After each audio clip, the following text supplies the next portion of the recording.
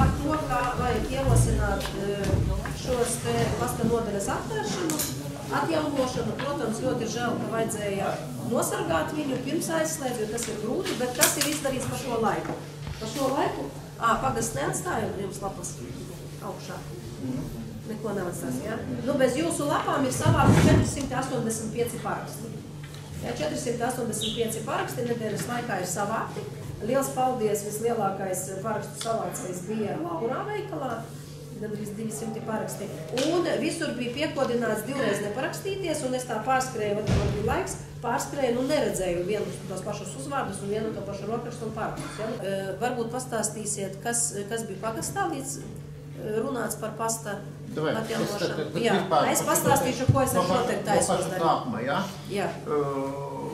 Pasts, principā, aizvēra aprīlis kaut kāds, neatceros. Jā, radošā centru. Jā. Radošo centru atnāca pie mums 3-4 mēneši un arī aizvēra un gāja uz aizvēršanu. Kā reiz bija vadība, jā, un bija runa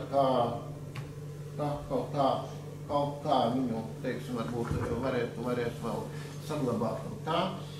Un bija Lucāns, bija zīmenis, kā reiz, un izskatījās jau, ka pie mums baigā kustība bija gandī, it kā tur, bet izrādās tā kustība tāda parunāšana, ka tur vairāk notiek tā pastā. Un tad, kad aizgāja pie Bernātas, jā, viņai arī kaut kāda normatīva, kaut kāda bija, kas jāpildē. Un neviens no tiem, cik viņai tur vēstules jāsaņem, cik viņai jāizsūta, cik ierakstīta. Cilvēku nav kas raksta vai? Cik paciņas, cik kaut ko, viņa tur, nezinu, 5. daļu laikam. Tam visam nebija, nepildījās, jā? Un tad Lucāns vēl mēģināja kaut ko zvanīt, bet kur es sapratu, ka bija strikti, ka tas nepildās, nebūs tās pasta nodaļas. Tad atnāca teikt, kaut kādi 3 mēneši, jā?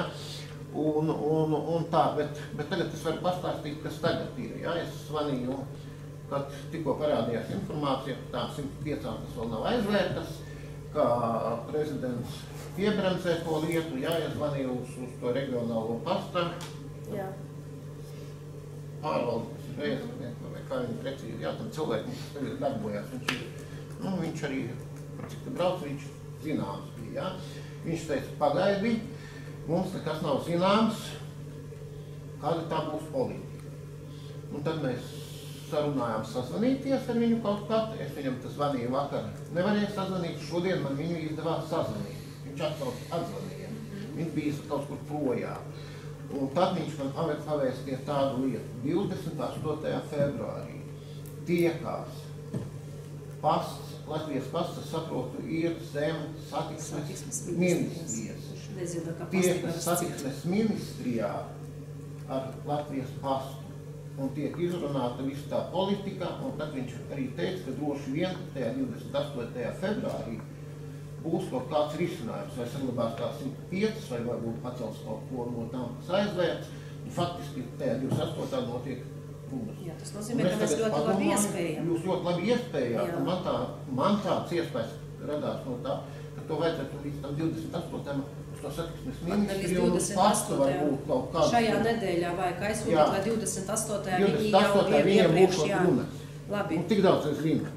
Jo es zinu, ka tur viņiem ir kaut kādas pār monopolu stāvokļa kaut kādas ķorkas, un tās ķorkas viņiem... Kas tur būs, jā, nezinu. Jā, un to ķorku dēļ, tik līdz viņas beigsies, tur kaut kāda virzība, kustība notiks. Nevelti tā vecā vadība arī visi nolika karotes un aizgāja pacēluši galvas, jā.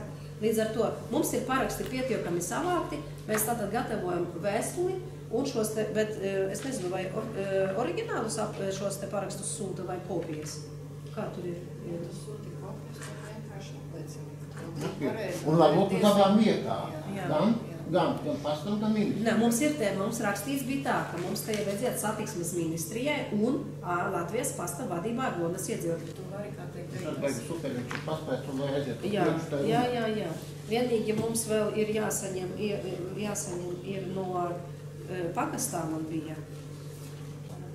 Tā, bet mums ir balsojums vajadzīgs. Balsojam par vēstules sagatavošanu ministrijai, Latvijas pastam un parakstu lapu nodošanu, lai atjaunotu Aglonā pasta nodaļu. Kas par? Tātad visi par un ir. Labi, tātad ir šis jautājums par pasta nodaļu ir. Un tagad